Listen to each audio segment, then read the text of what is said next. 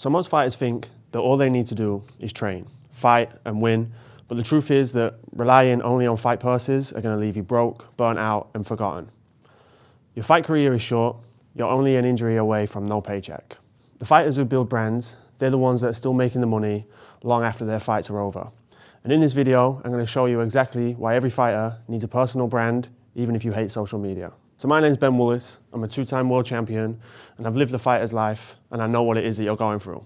I know what it feels like to step inside of the ring, put your health on the line, and hope that the purse covers all your bills. But here's what I also know. If you don't build a personal brand, you're putting a ceiling on your career. So in this video, we're going to cover three things. Why fight money alone isn't enough, how fighters you know have built empires outside of the ring, and how you can start building your brand today, even if you hate social media. If we're being brutally honest, fight money isn't enough. Think about it.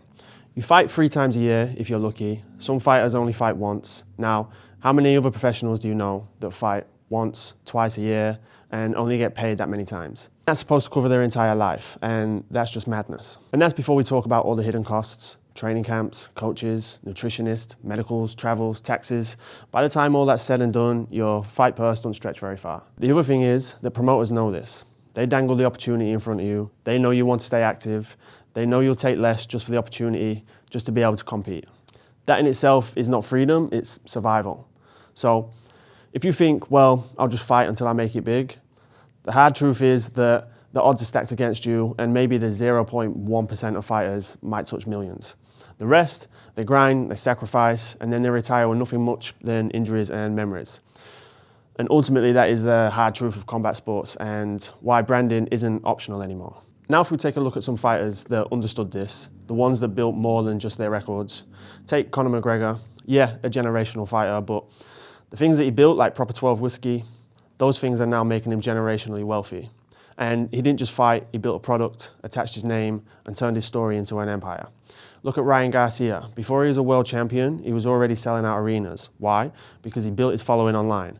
Millions of people was watching him online, on Instagram, on YouTube, before they even saw him fight for a belt. His brand got him the fights and the sponsorship and the leverages. Yeah, he's a great athlete, but the things that he did outside of the ring also helped him get them positions. And take Khabib, and instead of just disappearing, fight promotions, sponsorships, business deals, and he turns his legacy into a lasting impact. Even outside of MMA, you can look at people like Anthony Joshua, who has sponsorships with Under Armour, Hugo Boss, Beats by Dre. He's earning outside of the ring just as much as he was inside. So what do they all have in common? They understood that the fight game is temporary, but your brand can go on for a long time. So let's talk about the flip side. What happens if you don't build a brand? If you don't build it, you're going to stay invisible, your name disappears once the fight poster comes down, fans forget, sponsors don't notice you, and when your last fight is done, there's nothing left, no income stream, no leverage, no opportunities. Scars, memories, maybe a belt collecting dust, but no foundation for the next chapter of your life. I've seen fighters end up working in jobs that they hated, positions that they didn't want to be in, and the reason why they left their jobs to pursue combat sports. And they're now struggling to support families, because they gave up everything for the sport and nothing to themselves. And I say this bluntly, that being a great fighter doesn't always guarantee you a great life. Only building the brand is going to be able to do that. So if we get into it, how do you actually build it?